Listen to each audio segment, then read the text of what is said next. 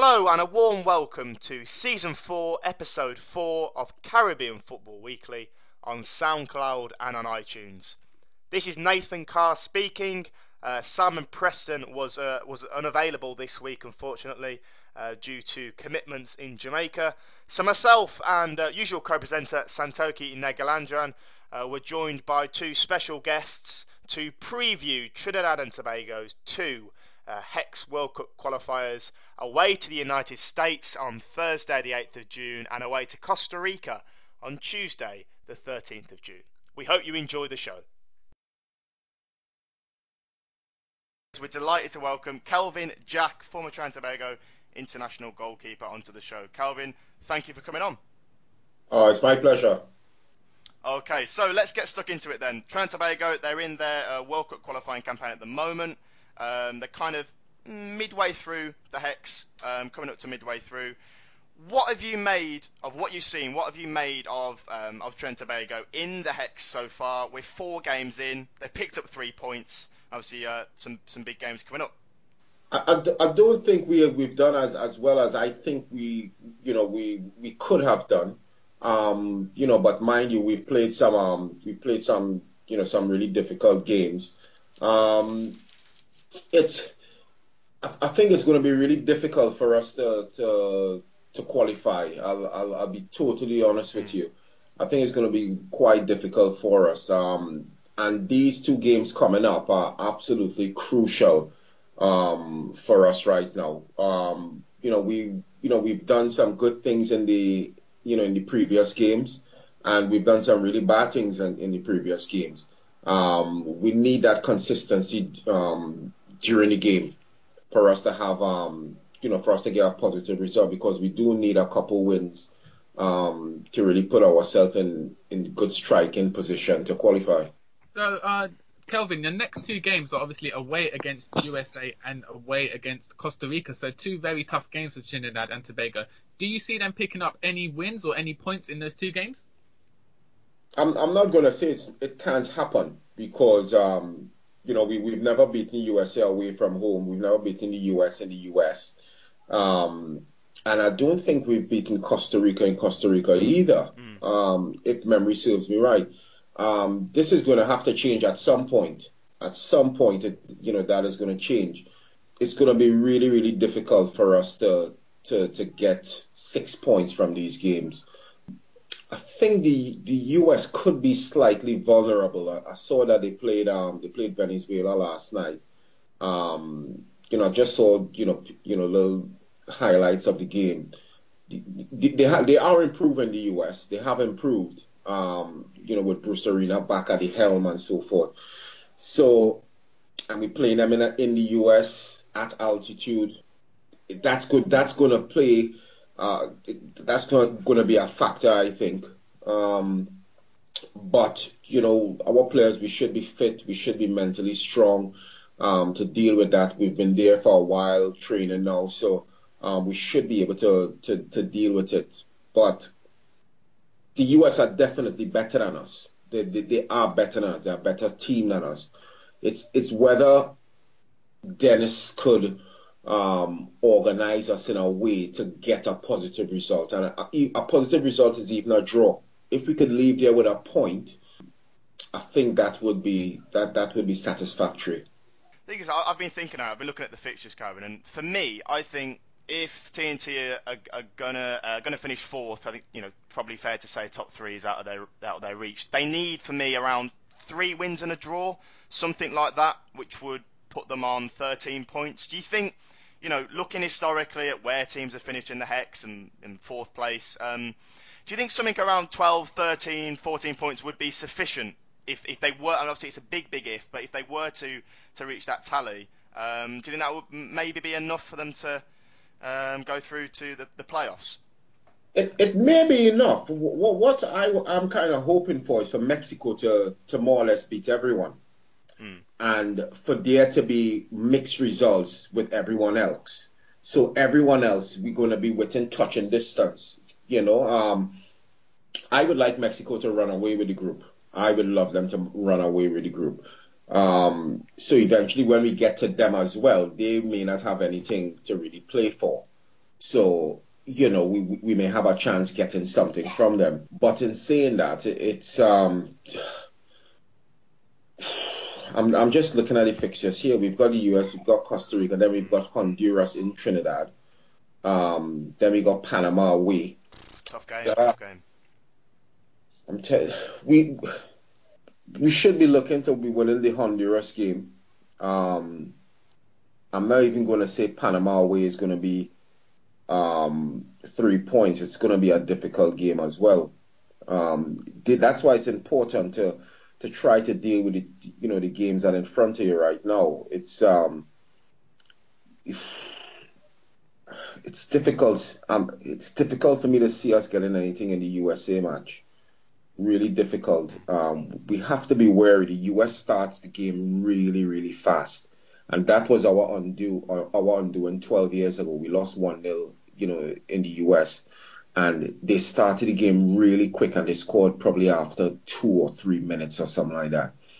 If we could, keep a clean sheet until about 30 minutes in, where they could start to get frustrated, they could start to lose a bit of patience, I think we'll be well on our way.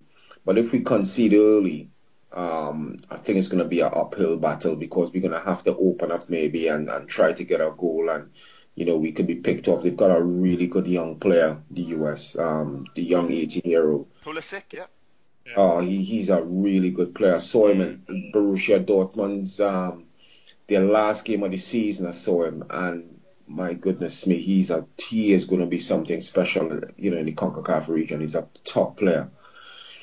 So, Nathan, I don't want to sound pessimistic. I'm just trying to be realistic. And history shows that we haven't beaten the US in the US, and we haven't beaten Costa Rica in Costa Rica, and that must be taken into consideration. It's what the manager does to try to to change that bit of history. Looking at the head coach position in Trinidad and Tobago, there's obviously been a lot of turmoil. So Stephen Hart was sacked last year. Tom St. Faint had a disastrous run. Kelvin, I'd like to ask you, what effect do you think Dennis Lawrence and his assistant Sol Campbell have had on the team since coming in as coaches? Well, I could, I've not spoken to Dennis at all, and I really don't know what his pedigree is as a manager. I could only go on what I see, and he hasn't had a lot of time to actually work with the group. That's why, as I just said, if it was me coming in, I would try to get the basics first, which is getting a clean sheet and trying to get a result. It's probably quite pragmatic, but that's what I'll focus on. And if we qualify, then I would start to work on us, playing better, keeping more possession, and being better with the ball. So, something that was noticeable to me, Kelvin, watching the games in March, so the win over Panama and the quite unfortunate defeat, I thought, to Mexico, was that obviously Dennis Lawrence was a defender. I thought that the back five, or the back four, were pretty solid actually against Panama and Mexico, and Curtis Gonzalez, as the central defender, came in for his first appearance in this qualifying campaign, and Daniil Cyrus and Michael Williams. I mean, what did you? I don't know if you saw. I assume you saw the games in March. What did you make of the back five and the defensive players that Trinidad Tobago have? Because, as you say, keeping clean sheets and making sure they're defensively resolute is going to be key. Yeah, in saying that, we have to look at the whole picture, right? Remember, we're playing at home. So yes, I'm saying we're going to have to be difficult to beat and so forth. But when you're playing at home in front of your own crowd, you have to do more. You've got to do more with the ball to try to really get that 3 points, because you're playing in familiar surroundings. So yes, we were solid and so forth, and we appeared solid in those games. But remember, Mexico was playing away from home. Early in the camp in Costa Rica, they were playing away from home. So they were not going to risk too much. They were quite calculated in their approach to the game, Mexico. They were quite calculated. They weren't just throwing numbers forward and being reckless when they attacked, right? So in terms of that, it would have been a little bit easier for us to defend, if you understand what I'm saying. As compared to when we played Honduras away from home, you could see every time Honduras came forward, they looked as though they were going to score. So I do need to see us when we're playing away from home, where the home team would be really coming at us, really attacking us, and I need to see how we respond to that, how we defend as a group, how close we are as a unit. I think that's the real test there. And Kelvin, who do you see as key players then in the side for these games against USA and Costa Rica in the Trinidad and Tobago squad? I think Kelvin is going to be crucial. How he plays, how he leads the team. I think it all starts from him. He's the captain, so it all starts from him. I think Jovan Jones, he's going to be really, really important as well, especially in our attacking play. It's going to be really, really important. And the most important person here, I'm telling you right now, is Dennis Lawrence. It all depends on what Dennis Lawrence does, how he sets his team up to be able to, try to get a result. So, yes, the players are really, really important, but going away from home, we really do need good coaching, really good coaching, and he needs to almost become monotonous, being in their air, reminding them of their jobs and so forth. So, they are the crucial one. I think our goalkeeper needs to play well. He needs to play really well. He needs to have a good game. That's important, really important. He's been doing okay. John Michael has been doing all right.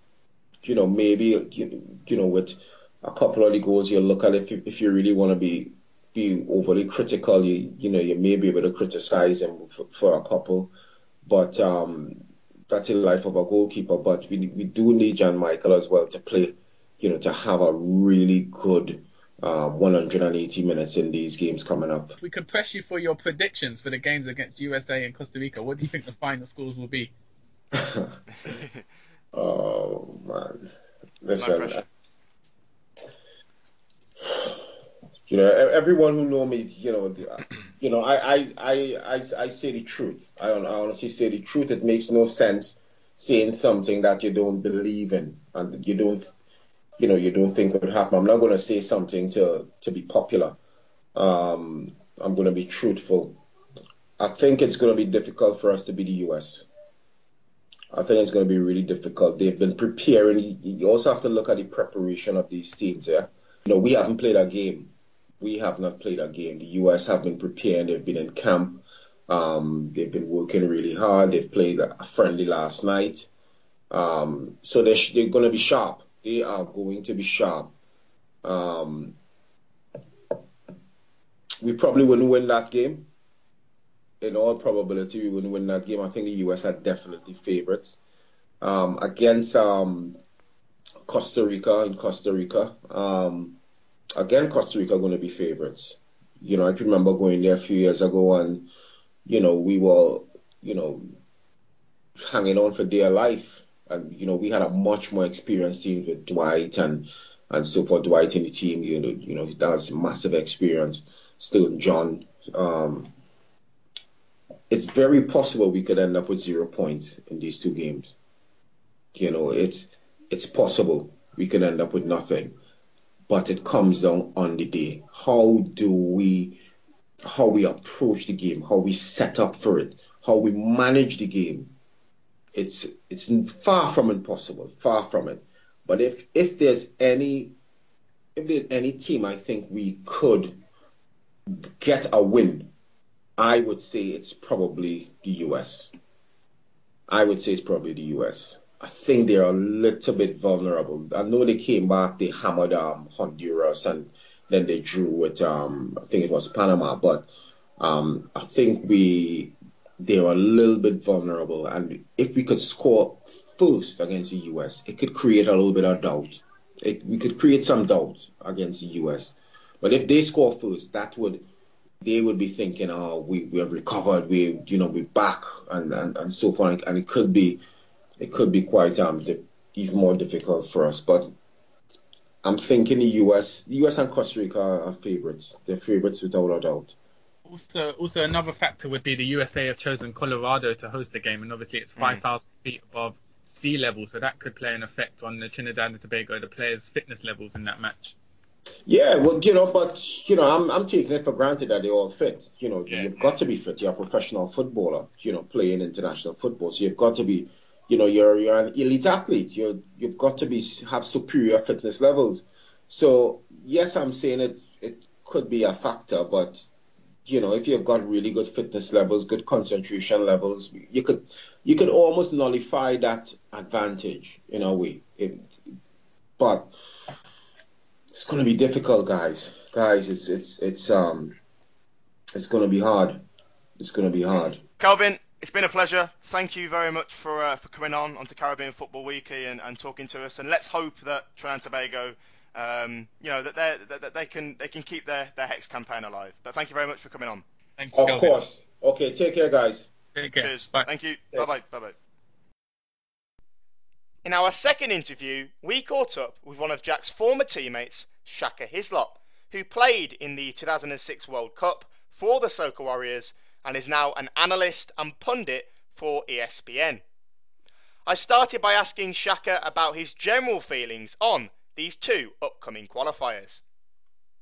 Well, I think they're tough, and they're going to be tough because of Trinidad and Tobago's poor start to the Hex campaign so far. In the opening 4 games, 3 of those have been at home. Yeah, we've only got 1 win to show for the 2. But at the same time, I'll take the US game first.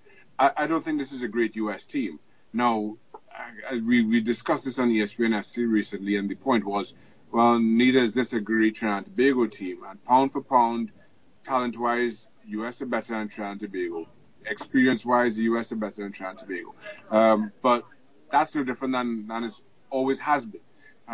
If you are a Trinidad and Tobago, similarly to Jamaica in '98, you got to expect, or you got to hope that a lot of things go right for you, and you are inevitably punching above your weight. I don't see that as being any different this time around. This time around, though, again, for me, if I'm sitting in the Trinidad and Tobago dressing room, I'm looking at this US team and think that there are feelings there that we can make the most of. Okay, well, just tying into that, what do you make of the squad that's come out for Trinidad and Tobago? Obviously, Dennis Lawrence named it on Sunday, I think. 24-man squad. There are a few injuries, the likes of Levi Garcia, Akeem Roach, Jamal Williams not included, Cordell Cato controversially excluded as well. What are your general thoughts on the squad? Well, it's not ideal, as you mentioned. Quite a few players out. You got the likes of Conor Glenn, who I think would have been a valuable asset against this US team, just coming back from injury a little bit too soon himself. But it is what it is. As I mentioned, it's every single time Trinidad and Tobago plays against the US, we are underdogs. We are going up against it. You do have to hope for some breaks. You have to hope for quite a bit of luck. That hasn't changed here. That hasn't changed throughout the course of this qualifying campaign. But as you saw a couple of years back in the Gold Cup, this is a team that are able to put together great performances where need be. I feel that Dennis Lawrence has breathed that belief back into this squad. Now, Kenman Jones, despite his not featuring heavily for Atlantic, continues to be our most potent threat and still as difficult a player to play against. And I feel he's absolutely vital to this team, the way we play. Now, if we can get the support in behind, if you can get the likes of Jovan Jones, who's having an outstanding season for Seattle, Kevin Molino, equally fantastic for Minnesota, if they're on their games, all you can ask, or you can expect, is everybody else to do their jobs. If those 3 players that I mentioned have fantastic games and everybody else does their job, I think this is a US team that you can get a point against. And I know history is against us. I know Trinidad and Tobago never fares well in US soil. We hardly ever fare well against the US in general. But this is the time, and if we are to qualify for Russia 2018, this is the game to do it. And we spoke to your former teammate Kelvin Jack just a few days ago, and he was talking about the need for concentration, to stay focused throughout the whole game. And sometimes that can be to the Achilles heel of Trinidad and Tobago. When they go away to these hostile atmospheres, particularly Costa Rica, Honduras, as you'll know, sometimes talent and ability is not really the problem. It's more dealing with the atmosphere, making sure that you're switched on and mentally strong throughout the whole game. Those are tough. Those are tough asks in going to places like Costa Rica. Less so here in the U.S. I mean, you will get a packed house, you will get a lot of noise in there, but it's not an overly intimidating atmosphere. But you're right. You travel to the likes of Costa Rica, and it does call an all your experience, and especially against this Costa Rica team, who are as good as any in CONCACAF. Who've already beaten Trinidad and Tobago in Port of Spain, going there and trying to get a result, it's going to be an ask. I look as much as I look at this US game as one that we can and need to and should get at least a point. Against Costa Rica is about proving a lot to yourself, as we did in that home game against Mexico. As much as we'd beaten Panama days before and got a qualifying campaign up and running, so to speak, the following game a few days later against Mexico was about showing that we aren't pushovers. We aren't just going to be walked over. And a narrow 1-0 loss did that, albeit at home. I see Costa Rica as being similar. It's not so much important or vital to get anything out of this, but it is important that you come away from there feeling that, yes, you have gone toe-to-toe with the big boys in CONCACAF. You are slightly scratched and bruised, but it's no worse than that. And for me, I think looking a little bit further down the line, Trinidad and Tobago, if they want to get fourth, because it's probably fair to say top three is out of their sight. I think for me, they probably need another 3 wins and a draw. Historically, looking at the number of points that teams that finished in fourth have got, it's about 13, 14 points at the moment. Obviously, at the moment they're on 3. Would you agree with that statement? Probably 3 wins and a draw, or 2 wins and a draw, something along those lines. Do you think that'll be sufficient? No question. No question. I think fourth place is definitely within reach. It's attainable, and yes, you're absolutely right on the projection of 3 wins and a draw. I think the big question, the big concern for Trinidad and Tobago, of course, is how we started. As I mentioned at the top, of the opening 4 games, 3 of those have been at home, and now you're asking for 3 wins and a draw. That includes 2 games against the US, including the game tomorrow night, and a trip to Mexico, and a trip to Costa Rica. So then all of a sudden, those Panama and Honduras games become absolutely vital. We've lost to Honduras already.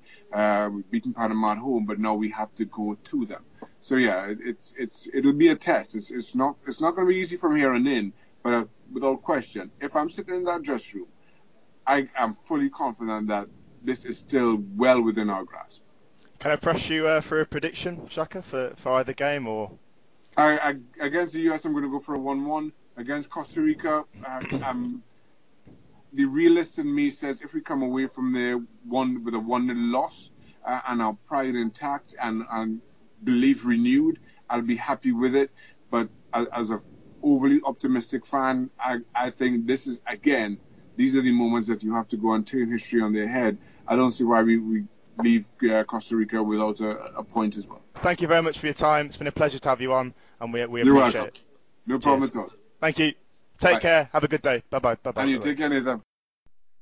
So that wraps up this week's show. You can listen to Caribbean Football Weekly on SoundCloud, and you can subscribe on iTunes as well. Do let us know what your thoughts are on these 2 games for Trinidad and Tobago. Are you confident? Are you not confident? Which sort of players would you like to see? You can get in touch with me on Twitter at Caribbean Football abbreviated to FTBL. Sam and Preston is at Simey, SIMEYP93, and Santokie Nagulendran as well, at San_Toki, TOKI_. Until next time, bye bye.